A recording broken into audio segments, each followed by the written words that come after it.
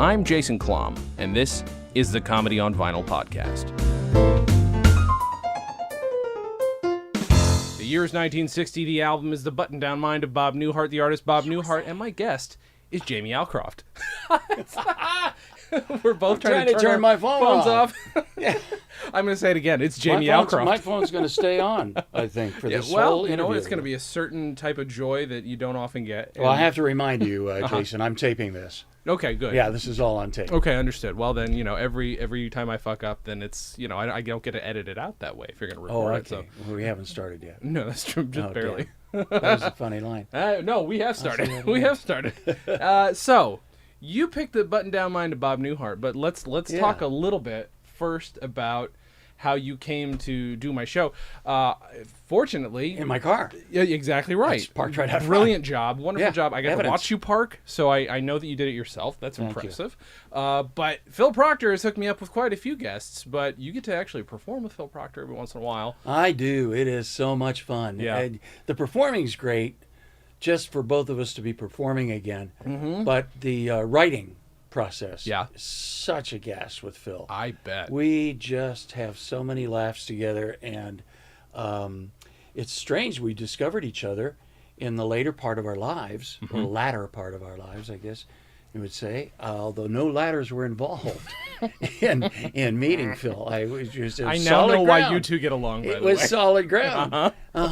And we met years ago, and he was always a hero of mine because I know they were known as the Beatles of comedy, Firesign Theater.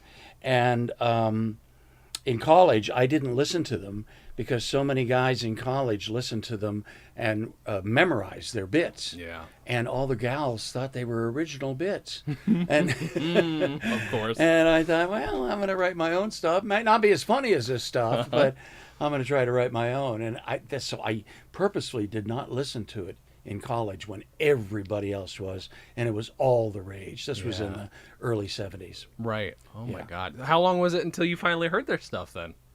Well, when I got to know Phil. That's amazing. When I got to know Phil through the Antaeus Theater. Mm-hmm. And then one night I went to see him in a show. It was a Greek tragedy. And boy, was it ever. You know, you can't get sleep like that at home. You really can't, with the phone ringing and the dog barking all the time. So I was in a deep REM state and came out of it, and we went out for a drink after the show.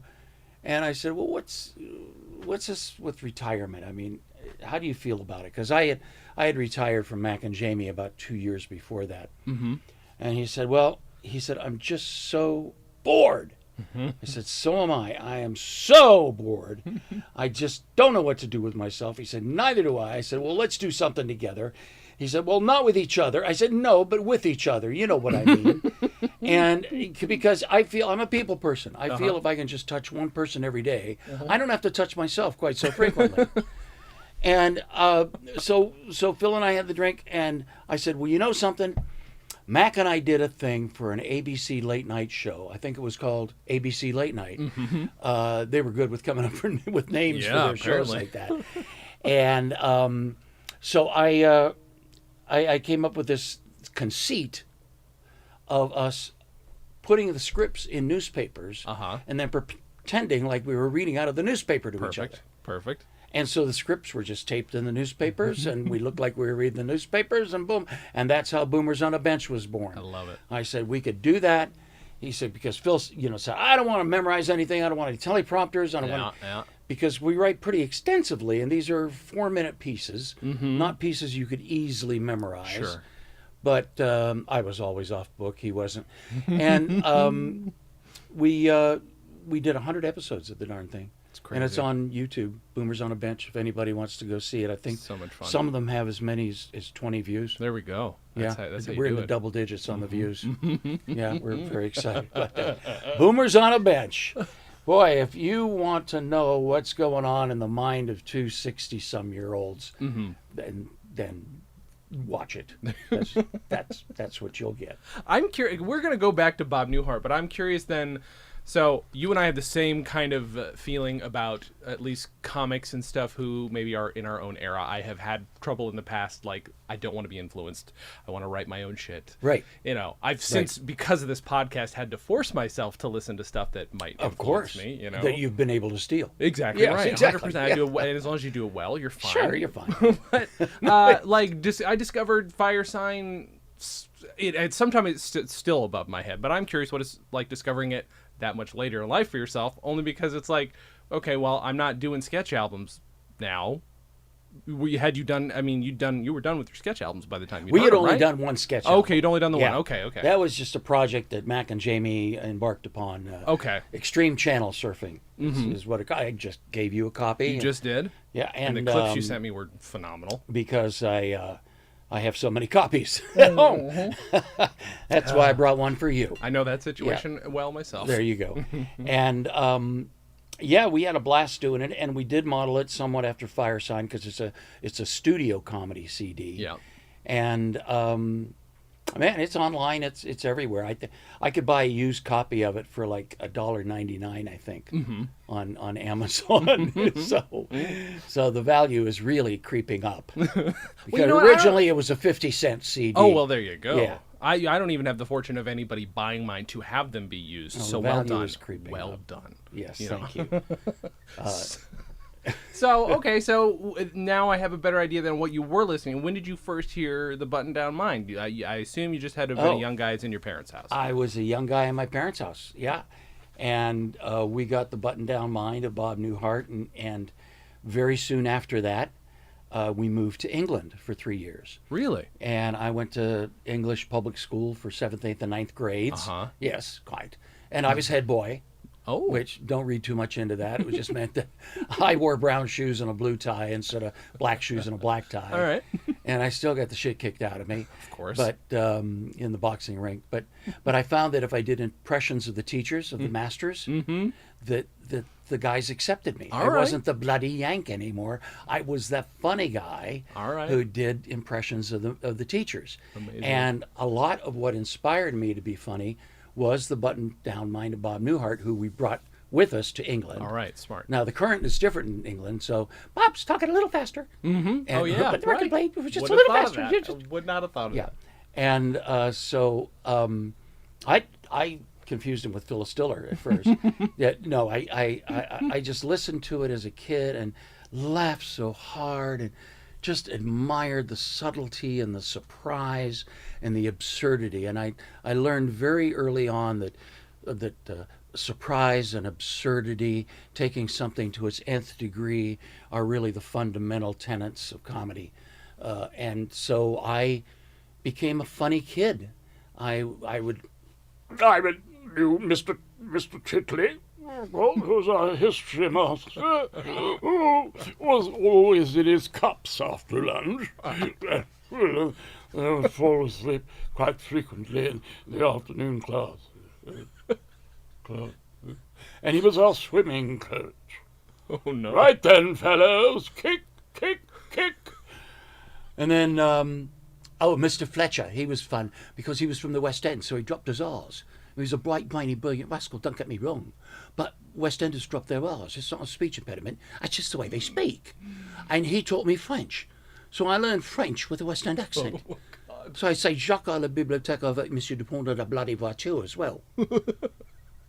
Right? So that's how that came out. And then, oh my gosh, Mr. Squibbs, you really would have to see Mr. Squibbs to appreciate him. He moved like one of those tree chameleons that take a step and they'll go back half a step and then take another step and go back. I'm nodding off. But he coached rugby. And I played rugby over there for 3 years. Oh, my God. And I played cricket over there for 3 years. Sure. And Bob Newhart was one game, my though, only right? American album. Mm-hmm. Until I bought the Everly Brothers, I think. I think I bought an Everly Brothers album. But Bob Newhart was just my go-to guy. Yeah. When I wanted to, cling to America again, Mm-hmm. because it was very emotional. It was number one, it was very Dickensian. Sure. Going to an English public boys' school in 1960. Uh-huh. Very Dickensian. I bet. They had whips and Ooh. and parquet floors that had been laid back before Thomas Jefferson did Sally. If you catch my reference. Uh-huh. Okay. So. Oh my God. So that was the beginning of comedy for me, and then I think I tried to be funny because I knew I was too small to play football, and I really liked girls, and I just really wanted to get to know girls better. Of course. And they seemed to like humor. Mm-hmm. They like to laugh, Mm-hmm. and so yeah. So then, oh my gosh, I went to Ohio University, and I got out of there, and I got a desk job for 2 years. I was the educational director for the Wichita Symphony Orchestra in Wichita, Kansas. All right. It was a government job. And I made $8,000 a year and lived very comfortably, thank you. I had a beautiful little house by the river, and big porch with a swing on it. And Sounds nice. it was all the tornadoes I could buy, And I lived there for 2 years, and I decided I just could not have a desk job. I could not do that. Yeah. That was not preordained for me to do this. And so I quit, and I went with my girlfriend to a horse ranch in Colorado. Mm-hmm. And we rode horses all summer and did a couple roundups and had a great time in Pagosa Springs, southern Colorado. And then the guy who ran the ranch said, "When are you going to get a job?" And I said, "Oh, I thought I was working for you." He said, "Not just riding horses, you're not." He said, "I need an apprentice, and I do silver work. I'm a silversmith." And I said, "Okay." He said, "You want to apprentice to me? Do you have any interest in that?" I said, "Sure. If it means staying in Colorado and riding horses, I'm here. I'm down for it." So he taught me the craft of silversmithing. Wow. And I use it to this day. I just got back into it. Actually, I had a store in Aspen and a store in Silverton, and I worked out of Pagosa Springs, and then a guy offered me a storefront in Key West, Florida. And I thought, what a dichotomy, going from Colorado to Key West for the winter. Yeah. I was going to miss the skiing, but by golly, I went down to Key West and opened a store, and it was a big hit. Wow. And then I got bored with making jewelry, and I was right on Duval Street there. So I went into the radio station, and I said, your music's really great, but your commercials suck, really suck. And I can curse on this, can't I? Oh, absolutely. I think "suck shit from hell" was the expression I used. And he said, "Well, can you start tomorrow?" Because I said, "Well, I do voices, and I can make the commercials interesting, and I can make them funny." And he said, "Can you start tomorrow?" I said, right. So I have a job?"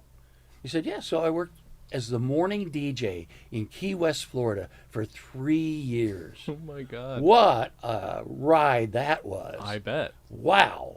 Because whenever, artists would come to town, I wouldn't be stupid enough to interview them at 6 o'clock in the morning. I'd interview them in the afternoon. Sure. The Buffetts, the Melissa Manchesters, the Bonnie Raitt's, Mark Knopfler's, whoever came to town to do a show. Yeah. So I got some really good interviews out of them because it was in the afternoon when they were lucid. Right. Not having. And the crazy thing about being the morning guy in Key West is at 6 o'clock, those were the days of Quaaludes and cocaine. Sure. And backgammon. And so some of them weren't getting home till I was on the air. Right. Right. Yeah. So I was kind of playing go to sleep music first thing in the morning. And my station manager used to call me and go, "What are you playing?" I said, "Well, somebody just requested Warm Love by Joan Arbitrating." He said, "That's not morning music." I said, "Okay." So Oh my God. I became the enemy, the vex of the partiers in Key West. Although many nights I had my last drink and just went to the station at 5:30 and started picking out music. Oh my God. Went on the air. Wow. Not a lot, but Sure. a few. Every once in a while. A few. Some of my favorite stories are of that particular era of DJ. My father-in-law, my late father-in-law, was a DJ. Was His he? brother was a DJ. Yeah. All the same, around the same era, it sounds like. Well, that was AOR, what they called album-oriented rock, where you could play any damn thing you wanted to. Yeah. And that's what we did. We just played everything and anything. That's and great. I used to love to mix stuff together with little vocal tracks and stuff like that. And What name did you go by?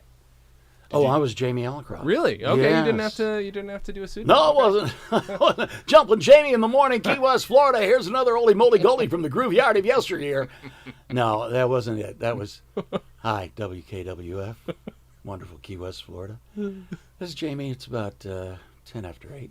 It was that kind of thing. That's pretty good. That's Yeah. not bad. I mean, that's nice. That And kind of thing. but you then also got to do the funny commercials. I did do the funny commercials, That's awesome. and I was kind of funny on the air because I got a note very soon after that, and it said, you must be one of the funniest men in Key West. I'm the other one. And it was signed from a guy named Mac Dryden. Okay. And I went over to his address. He didn't have a phone, of course. Nobody had phones. So I rode my bike. I had a 50 Lincoln in those days, and I parked it for almost 3 years. Wow. Because everybody just rode bikes everywhere. All right. And so I rode my bike over to his place, and we wrote some scripts, and I thought he was funny. He thought I was funny, and we ended up being Mac and Jamie, the comedy team that lasted a mere 45 years. It's insane. Yeah. So wait, what year is this then that this all starts? This all started in 1978, and we did a 1978. couple of shows down in Key West, reviews. Vital Signs, The Revenge of Vital Signs, The Son of Vital Signs. Packed, sold out every show. Amazing. And we would just write sketches and do silly stuff, and just, we had a blast. We had a blast. We were inspired by Saturday Night Live, of course, which Sure. has just pretty much come on the air Yeah. pretty recently. And then in 79, Mac and I started going up to the comic strip in Fort Lauderdale and working with Rick Overton, Dennis Wolfberg, right. Carol Leifer, Sue Kolinsky, Jackie Martling, Jerry Seinfarb. I could never get his name right. And all those people from New York, because they would bring about 3 or 4 comics a week down from New York Okay. to work in the Fort Lauderdale Club. And Mac and I would drive 5 hours from Key West Yeah. up to the Fort Lauderdale Club Wow. and do Thursday, Friday, and Saturday nights there as a team. That's crazy. To And me. all those guys, all those great comics said, you got to come to New York Yeah. because there's nothing like you guys anywhere. I was going to And say, there are not a lot of stories I ever hear about a two-man team during this era. A It was two-person great team. because we wrote our act in a vacuum. Yeah. We weren't influenced by other comics. Yeah. We weren't influenced by the comedy scene there. We were basically, there was no straight man and funny man. There were 2 funny men on stage having fun together That's awesome. and pulling the audience in. I would insist on reading a little book that my mother read to me when I was growing up. And I had Mac read it, and I'd play the flute and do all these little fairy tale kind of sounds with the flute. And then Mac would try to get me to do crazy things like,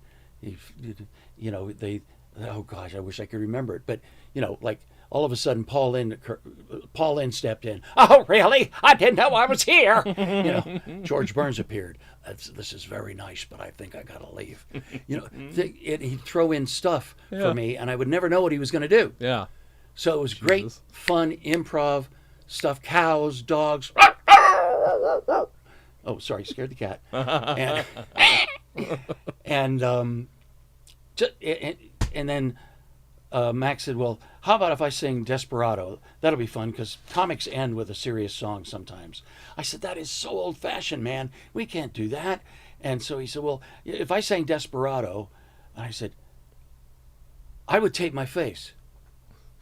And he said, you would what? I said, I'd tape my face with Scotch tape if you sang Desperado.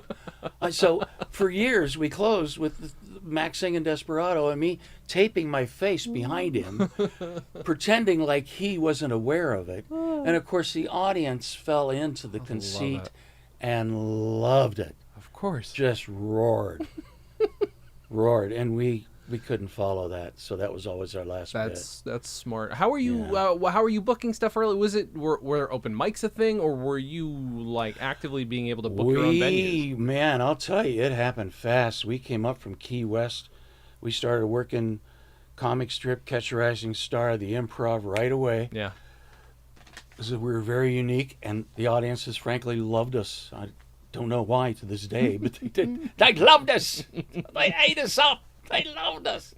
And we would just, get off stage going, what the hell just happened? Yeah. We killed it. Catch a Rising Star. What are the chances? And then William Morris signed us. Mm-hmm. And after William Morris signed us, things started to pick up a little bit, and there were people trying to manage us and stuff like that, and we kind of shied away from that, and we started. I started to book us in the comedy clubs, even though we were with William Morris. They didn't do comedy clubs, and they didn't book corporate gigs. All right. They missed out on a hell of a lot of money there. Of course. So I started booking us in comedy clubs, and our reputation grew. Yeah.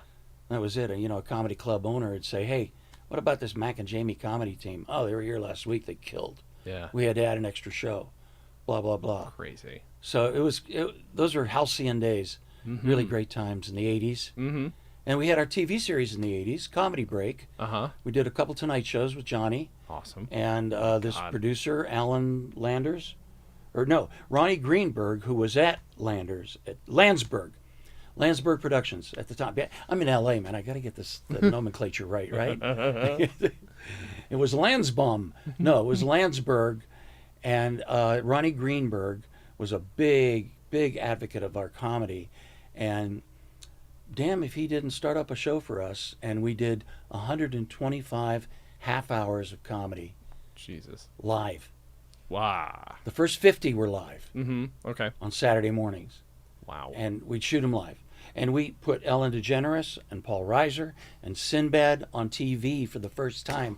I was sitting there watching the Mark Twain Awards when Ellen DeGeneres got it. And somebody said, "And here's your first time on national television."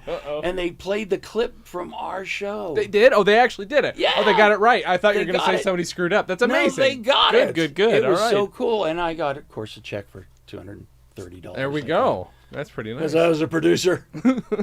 Wait, so is there a way to watch any of this right now?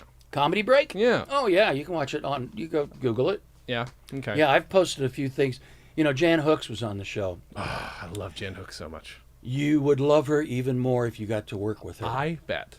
She was so much fun to work with, and we were on a tight schedule, so we couldn't mess around too much. Yeah.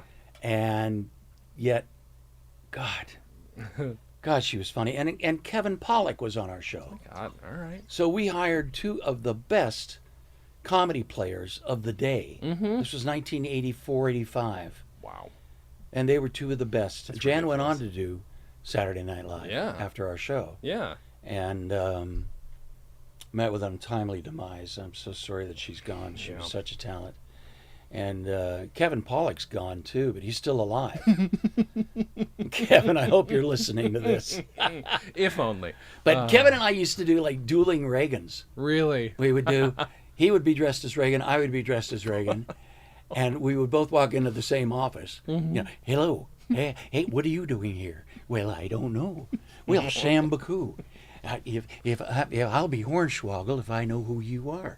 And we just did stuff like that and had so much fun. Our Lennon and McCartney, Who's on First, was fun. Oh my God. Because when the show was running short, when we had to fill in like 3 minutes, they go, the show's short. They had a sheet that they dropped, and the crew had written the names of every Beatles song ever recorded on this sheet. All right. And so Kevin and I were able to go, John, I just wrote a great song yesterday. Well, if you're so bloody smart, why didn't you write something today? I did. Oh my God. Oh, you're nowhere, man. Hello, that's a good one. Let it be. I like that. And oh my God. So we would just use all the song titles to have a conversation. Holy shit. Together. I saw who's standing there. You saw who's standing where? And I was doing John. And Kevin was doing Paul, So he was the cute one. He was always the cute one. I do have to wonder. So wait, that 3 years in England was your only extended time in England as a child? As a child. Yeah. Yeah. I spent my parents came over for the last 6 months. Okay. No, 3 years in England was 3 years. Okay. That's where I started to pick up my voices. I'm gonna say, because that's my formative. accents. That's the perfect time for that. Yeah, That's the time when everybody's like, "Oh, this is the comedy album I discovered." Right around 12, 13, 14. So. Yeah, and I drive around with Dad on his business calls. And I would go into post offices and listen to the accents. Yeah. And so, I ended up being able to do Manchester, and I can tell you the difference between Manchester and Liverpool.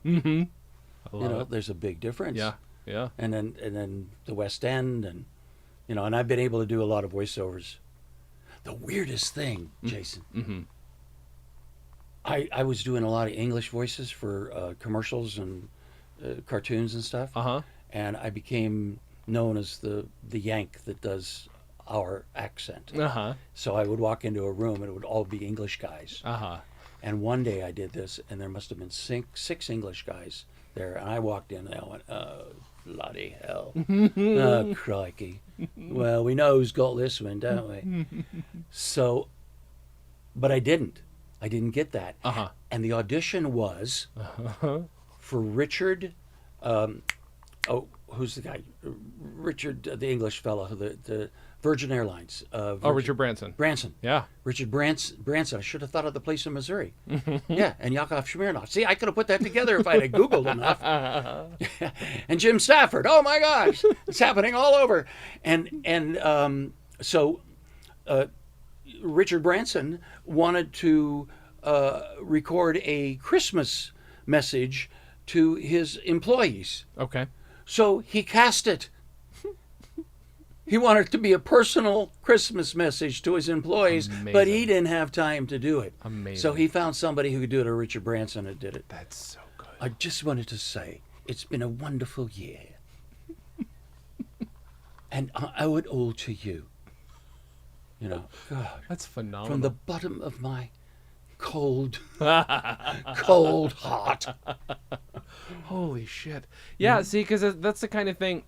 Yeah, I'm obsessed with that time period.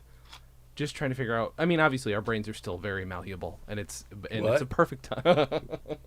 It's a perfect malleable. Yeah, that's the word. Isn't he in court now? Didn't he just turn evidence? Yes, he just did. Paul Malleable. It's just the perfect time, and people pick up so much, and specifically doing voices, and I honestly, I wouldn't know. I know there's impressionist outlet like Jim Burley. Do you know him? Wonderful impression. Yeah. But to do the new voices, the Keanu Reeves, of course, nobody does Christopher Walken like Pollock. Right. And Pollock's gone. Man, I need a minute. Sure. You got your time. And let's see. Like to do Tom Bergeron or something. I mean, there really aren't the Jimmy Durantes and the George Burns and the wonderful voices and characters. It seems. Sure. Maybe they're still out there. There probably are, but yeah. I love the. Now I'm in my head trying to figure out how would I do a Tom Bergeron impression. Yeah, really, and why? You're right, and why? That's the most important question, I think. At this point. Here's the thing. I want to listen to you tell stories all day. Sure. I really do. But we have to get down to. We have to. We pause don't have for to. We have to pause for a commercial. Yeah, let's take a quick commercial. But I want to make sure that we talk about the album just so that nobody gives us any shit. Because you actually took notes. I don't want your notes to go to waste. No. So I want to talk about. So did you write down stuff that's your favorite or memories about I'm curious. It was not only one of the first long-playing comedy albums, and not only one of the first to sell over 1 million copies, and not only received Album of the Year at the Grammys, but it was literally the first time Bob Newhart had ever performed in a nightclub. That's what blew my mind. I know. If I'd have known that when I was a kid, it would have given me a lot more confidence. Of course it would. Of course. it's such a testament to that man's talent. Yeah. This was the first time. It was in Chicago, I believe it was recorded. One of them's in Texas. There like might I be said, one of them Texas. in Chicago too. No, it was in Chicago, Texas. Okay, Chicago, very, Texas, my very favorite small town. club. We got a club there, very small club. Bob's Clamshell, I think it was called. Sure. And Galveston area. And but anyway, Newhart. What? The car instructor has lived with me. What flashing lights were blinding you? The flashing lights on the car behind us. I see. Just those moments. He created such a world for us, and I think that's what's so magical about. And I'm not the first to say this, obviously, but that's what's so magical about the Shelley Bermans and the Bob Newharts. They really take us along on their ride, and that I love. I admire that so much. Yeah, so much. I've got to tell you this one little story. I don't have to, but I will. Oh, good. Please. Is it okay? I think I'm fine with it. Bob Newhart, George Burns, with kind of a tie-in. I was in the hospital. I got a heart and liver transplant, and about a year ago today. Oh my God, it's my birthday! No, so I got a 46-year-old heart. So I'm 46 going on 70. I don't know whether to buy a convertible or get a reverse mortgage. I'm absolutely flummoxed. But I was in the hospital, and the station at Cedars plays black and white. The Benny shows, the George Burns show. Okay. A guy named Paul Wolfstein. Okay. Brownstein. Okay. Paul Brownstein has all these archives of TV shows, and he's just amazing, the stuff that he comes up with. I watched the Sonny and Cher show. I watched the Benny show. This is last year. It's crazy. In Cedars while I'm recuperating. Yeah. And this guy came in to take my X-ray, and he said, "Mr. Alcroft, I'm going to have to disturb your viewing pleasure here to take an X-ray." I said, "Okay." And I said, "I'm just watching George Burns, my favorite. Do you love George Burns?" He said, I don't know that I'm familiar with him." And I said, "Wait a minute, kid. How old are you anyway? Are you about 40, 45? And he said, I'm 36. I said, "Close enough." So, and you've never heard of George Burns? Do you realize that the hospital you're working in right now is at the corner of George Burns and Gracie Allen Drive? He said, "I knew I'd seen that name somewhere before. That's shit. Where I know him from." Oh my God. I said, "But you don't know him from his comedy? He was just brilliant. He was a god." Yeah. And he said, "No, I don't. But I'm not from around these parts. I'm not from around here." And I, expecting Azerbaijan or Croatia, I said, "Really? Where are you from?" He said, "Orange County." Oh my God. Oh man, my old heart just about failed me right then and there. No, I'm not gonna make it. That just killed me. Oh my God. And because when I did Comedy Break, Kevin and I used to do Burns and Allen. But it was Robert Burns and Marty Allen. And it was all these permutations of Burns and Allen that we could come up with. Oh my God. Steve Allen, and it was just. And anyway, I did George Burns, and Molly Miles, who was the producer of the show, thought it was so good that she took it next door to George's cottage. He had a cottage at Hollywood Center Studios at the time. Oh my God. And we were filming in the, I think where they do Jeopardy now in Hollywood Center Studios. And she took it in, and he watched it. And he watched me doing George, and I forget what I was doing, but I was telling some sort of joke. I'm not really sure. And I finished doing George. And he looked at Molly and he said, "The kid's good, but I'm better." Of course. But he signed a beautiful big poster to me. Oh, it's amazing. "Jamie, I'm better." Holy shit. George. Oh, damn it. That's so good. Yeah. My God. There's a little showbiz story for you. That's Want showbiz stories? I got a Paul Lynde showbiz story. You do? Uh-huh. Okay, so the voice is not just getting pulled out for nothing. The voice, you got a story. All right. Oh, yeah, I mean, I got have stories. To hear it. I have a nice Hollywood Squares album sitting around here somewhere, by the Do way. you really? I'm hoping there's Paul. There has to be. What are your Paul favorite Lynde on answers? I have two favorite answers. Well, the one that always comes to mind is what do you say when a woman falls off of a ship? No, when a man falls off of a ship, man overboard. What do you say when a woman falls off a ship? Full speed ahead. That's the one that always pops into my head. So I like, why do motorcycle riders wear leather jackets? Because chiffon wrinkles. of course. Yeah. And this one, nobody laughs at, but I love it. Next to the mongoose, what is the cobra's most feared natural enemy? Mm-hmm. The Calcutta Marching Band. So stupid, but it's perfect.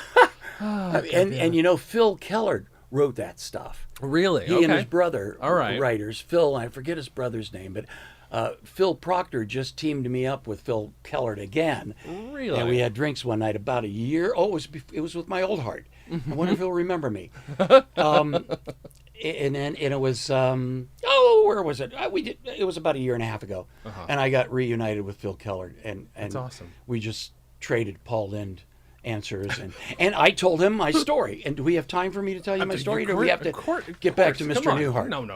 Here's the thing. Because I've We've got my talked about notes this right album here. a million times, but we're going to talk about only the notes you want to talk about. Okay. So please. So I'm in Key West. I'm a jeweler, and a silversmith jeweler. I made belt buckles and bracelets and rings, and I learned in Colorado, so I was influenced by the Navajos very heavily.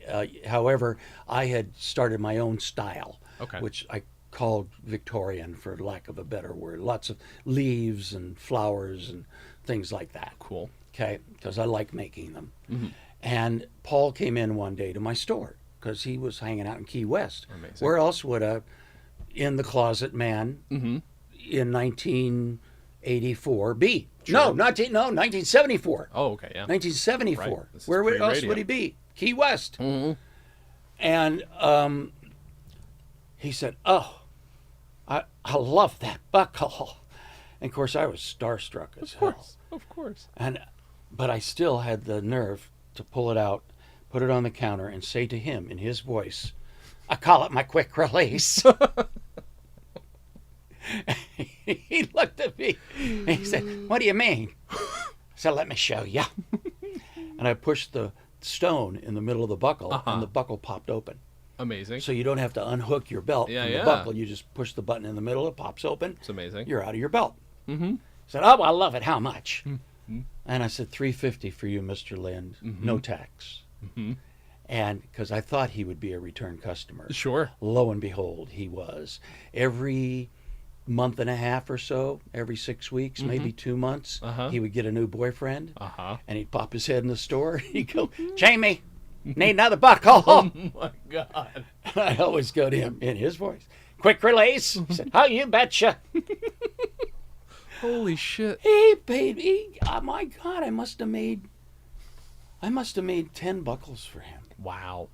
Yeah. That's insane. And we became really good friends. That's awesome. And just joked around. And I became friends with Jim McLaren, his best friend, who was one of those gay men that was very masculine kind of guy. And Paul was just his girlfriend. You know, Paul was so flamboyant. Sure. And especially when he got drunk.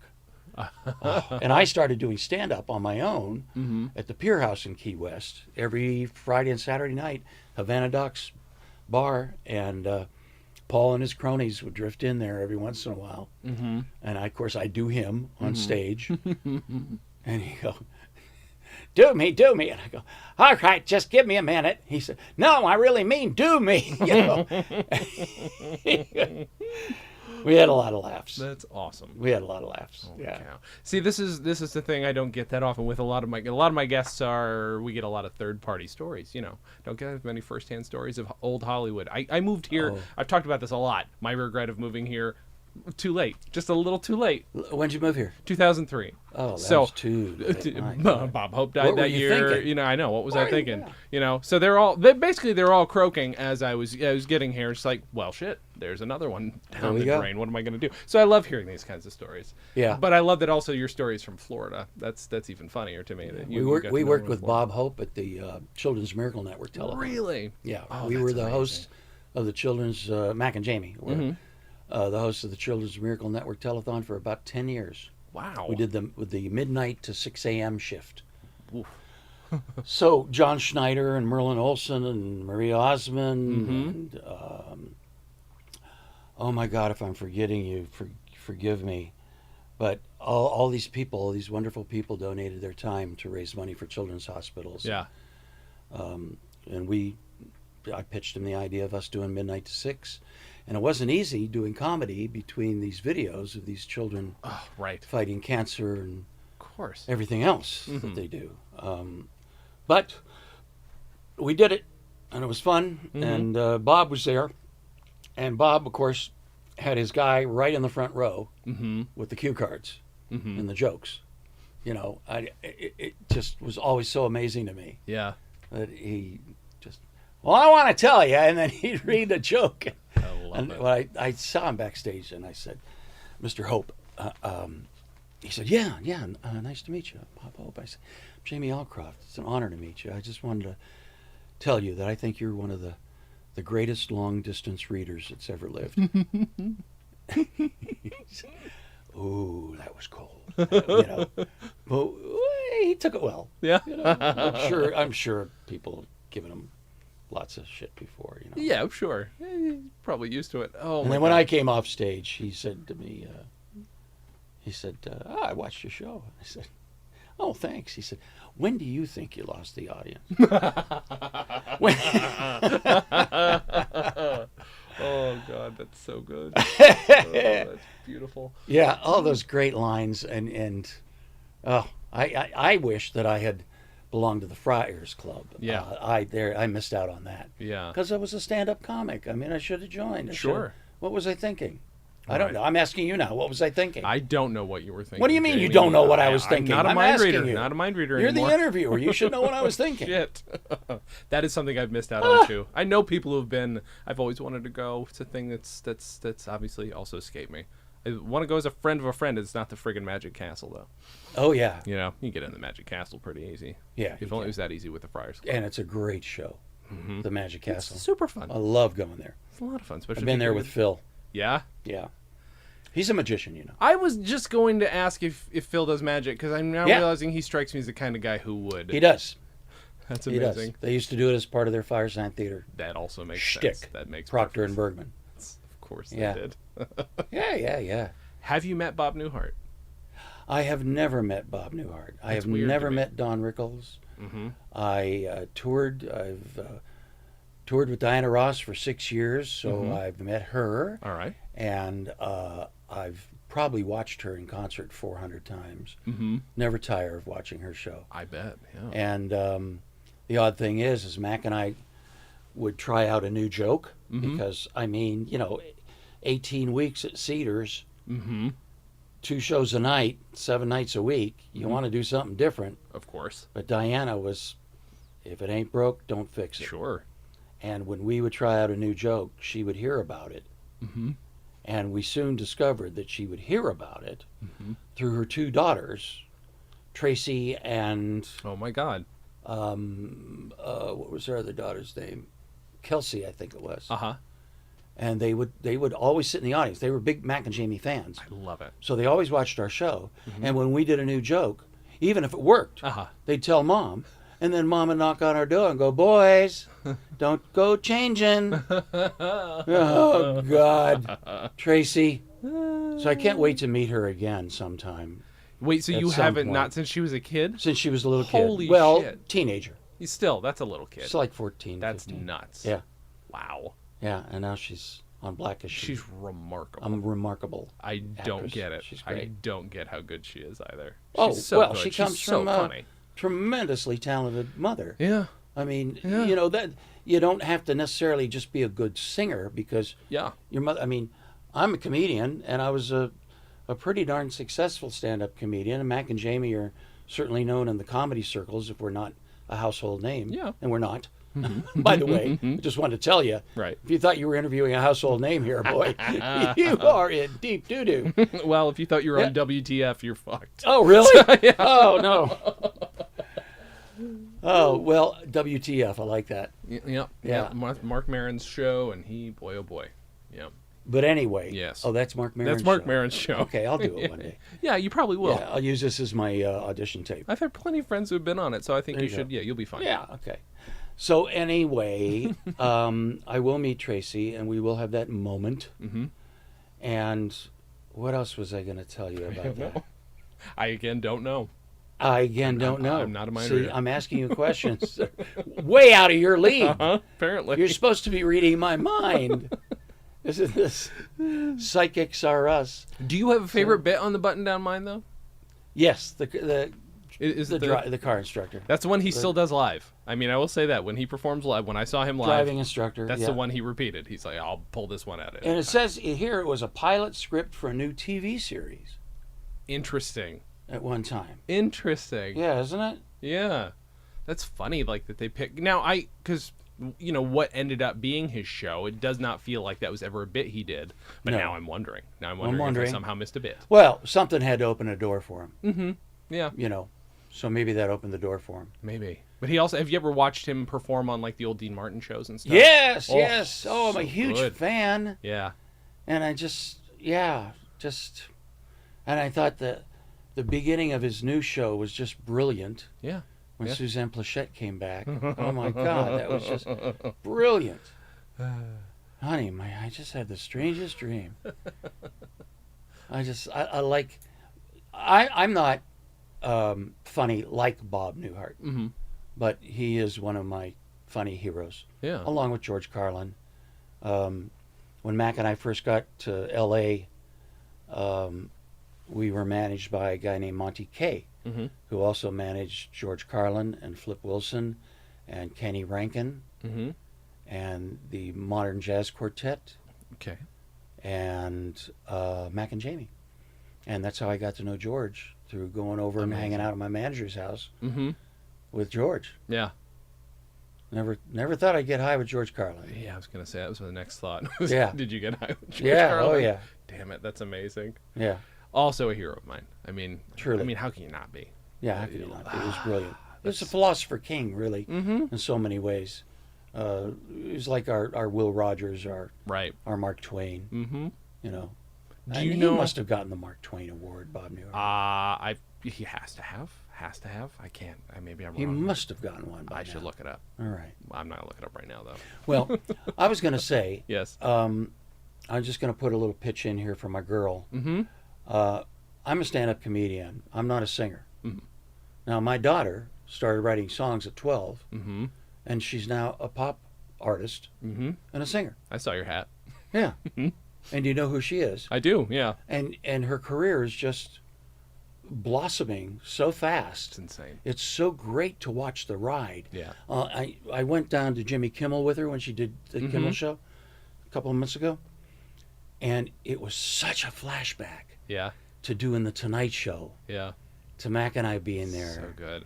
And I'm getting chills talking about it because it was just such a tremendous feeling to be able to see your daughter in the same situation that you were in Mm-hmm. 30 years ago, Mm-hmm. maybe 40 years Yeah, ago. probably would have had to been 40 years Almost ago at this 40 point. years Yeah. ago. Yeah. Yeah, 38 years ago, It's crazy. doing the Tonight Show in 1981.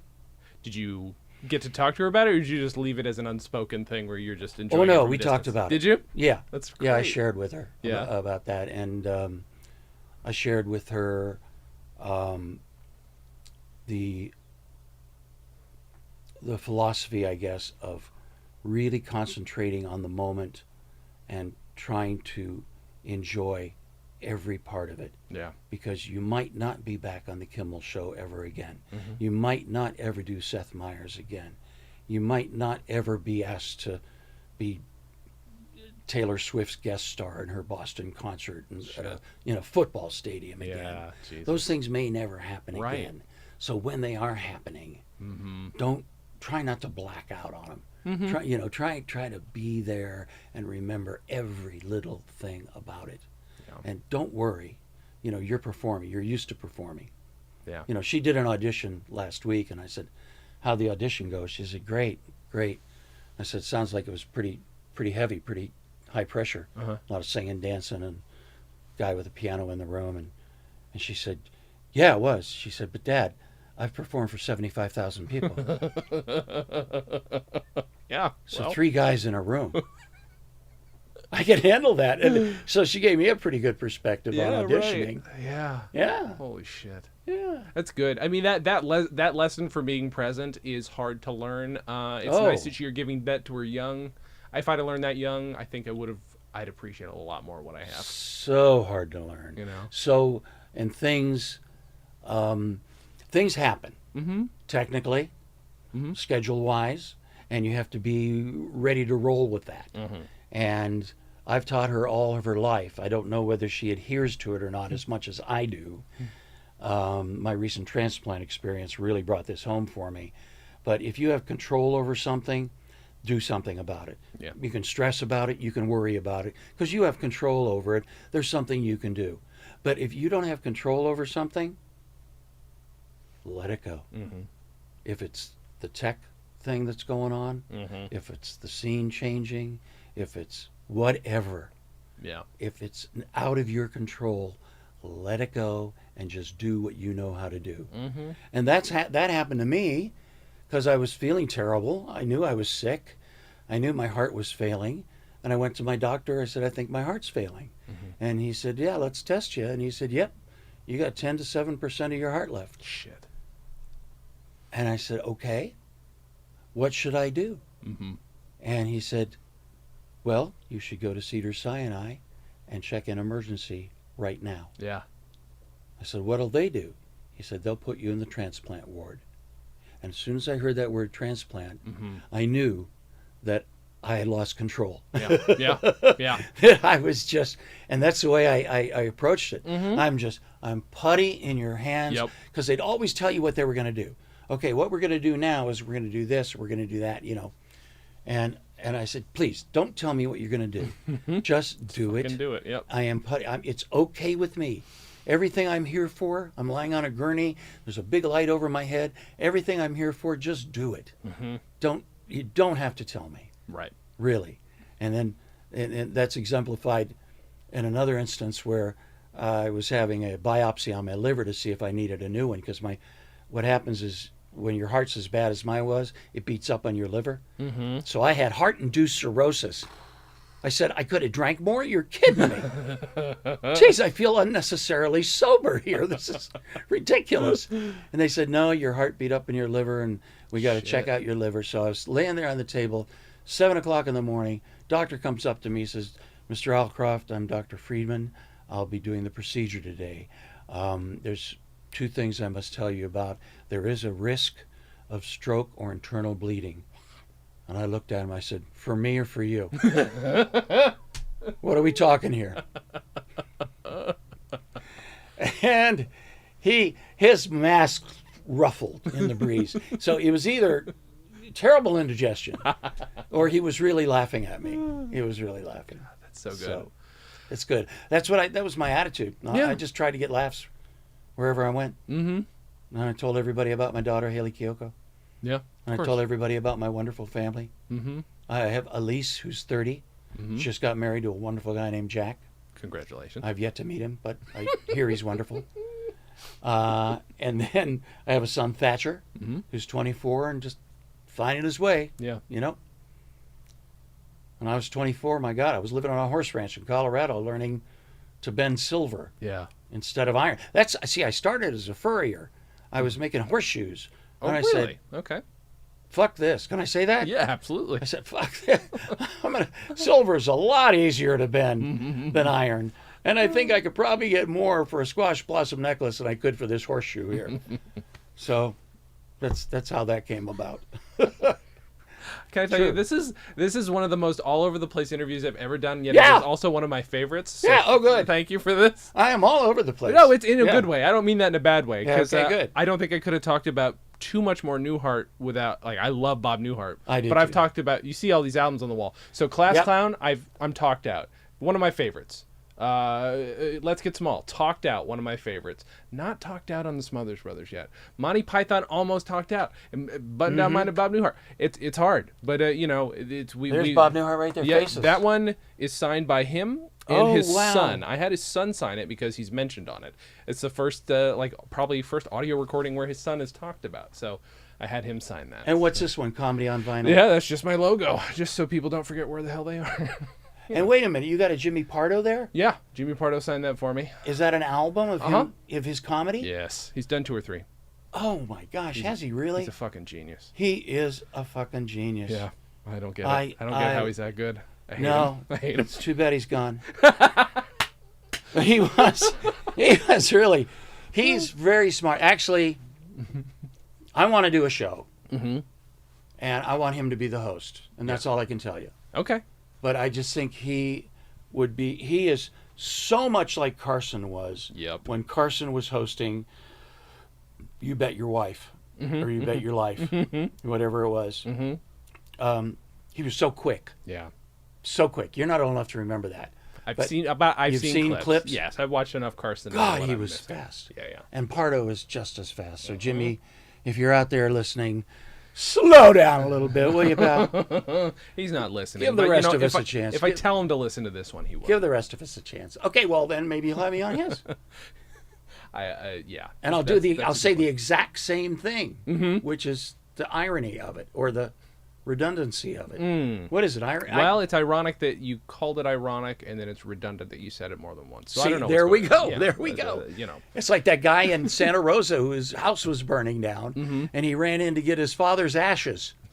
Hello, that's a true story. That's insane. Oh my Well, God.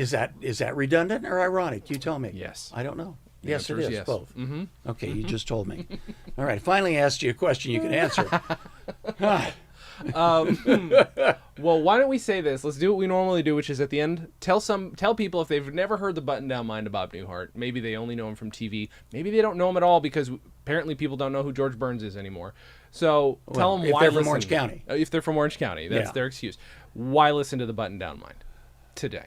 Well, as I said earlier in this show, and now I'm going to have to repeat myself because apparently Jason wasn't listening. That's what I have people do every time. Is that Newhart takes you with him. He takes you on a ride. And music takes me on a ride.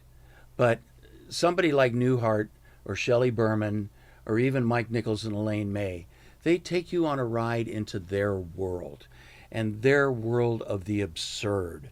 And they surprise you at every turn. And that is, like I said, the essence of comedy.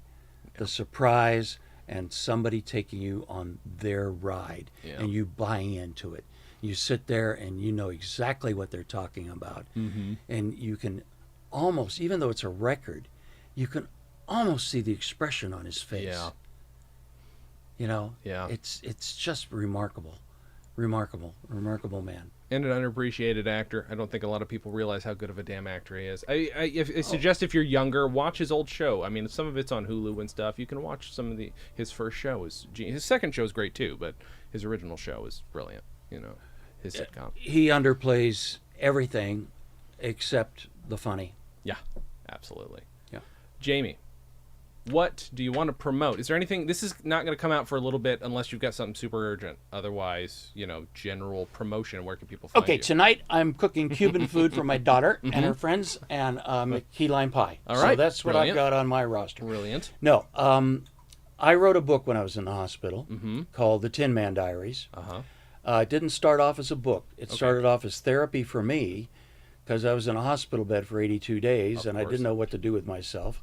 So I started writing little posts on Facebook and called them the Tin Man Diaries. And I would do Tin Man Diary updates every few days. And apparently I got a lot of followers. Thousands of people were catching the Tin Man Diaries and getting updates. I meet strangers to this day who will say to me, "Oh, you're Jamie Alcroft. I used to read your Tin Man updates." That's awesome. You know? And, well, they're not strangers. They obviously tied into my Facebook Yeah. page somehow, but there's no strangers now that there's Facebook, really. But anyway, I was encouraged by their response to write a book. Yeah. So now it's 225 pages. Mm-hmm. I'm looking for a publisher. I don't know whether to sub-publish or to go with a publisher. I've been turned down by 2 publishers, and I might publish it in an ebook format, but I'm just investigating that. Yeah. I'm investigating selling my jewelry on Etsy, Mm-hmm. and I'm investigating the ebook publishing. I really don't know what's involved. You caught me in knots and crosses here because I really don't know what's involved in that yet. All right. But I hope to learn. People need to keep their eye out for it. But Yeah. what website should they go to so that, or Twitter, or whatever the hell, Facebook? What's the best place? Facebook, friend me, say hi, mention the Tin Man Diaries, and I'll give you some updates. Mm-hmm. It's a year anniversary of my transplant on September 26th, so I'll be posting on to September 26th, definitely. Awesome. And then I've got a TV show I can't talk about, and then I've got that's it. And my jewelry and my book. That's about it. I'm retired. I'm doing stand up Mm-hmm. every once in a while because, as you have noticed, I can't stop talking. So I'm doing stand up here and there. Vitello's. Mm-hmm. I did the Wendy Lehman gig, which is so much fun. She's Shoot, such I didn't know a they were doll. doing comedy at Vitello's. Yes, Damn it. All right. the last Tuesday of every month. Okay, well, I have to go now. Vitello's, it's wonderful, and boy, she gets some great people, Mm-hmm. including myself. And let's see, that's about it. That's wonderful. That's all I need to talk about. What do you need to talk about? Not much. Anything on your mind? Not Anything really. You want to get off your mind? Plenty. Yeah. Guys, go to CelerySoundRecords.com. That's where I'm sort of distributing tiny little albums like Paul Dooley's album. That's not a tiny album. It's just tiny because I don't have a. Oh, it's he's digital. brilliant. It's a brilliant album. It's a lot of fun. There's And- a bunch of other crap up there. Oh, too. hey, Extreme Channel Surfing, Mac and Jamie. Yes. You can still get that Extreme Channel Surfing. On Amazon. Is that the Yeah, best place? have you played any of it? Yeah, I played 2. I listened to the 2 clips you sent me. Did you send me 2 or 3? Yeah, 2 2 of or them 3. worked. That's all I know. 2 of them worked, and they were both great. It's very funny. I can highly recommend it based on just those 2. There's a lot of stuff in it, right? It's just like they're very quick. Goes boom, boom, boom. Yeah. It's like you're sitting there changing channels. You don't know what to watch. Yeah. And you get the whole world in about 40 minutes. I love it. Yeah. That's great.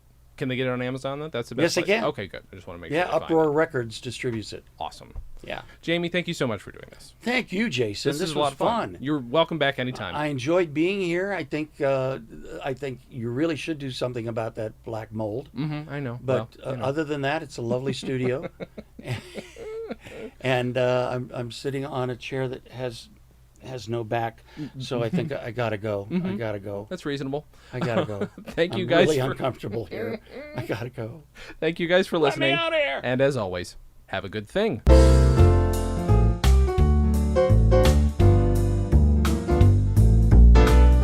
Comedy on Vinyl is a production of StolenDress Entertainment. It is produced by Mike Worden and is hosted and edited by Jason Klom. Our theme song was composed and performed by Richard Levinson. You can email us at podcast@comedyonvinyl.com. You can also send snail mail to StolenDress Entertainment, P.O. Box 805, Burbank, California, 91503.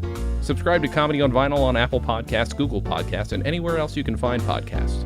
Give us a 5-star rating and write us a review. It helps. You can find us on Facebook, Twitter, and Instagram at Comedy on Vinyl, or find everything in one place at comedyonvinyl.com. A major portion of Comedy on Vinyl has been underwritten by Stand Up Records.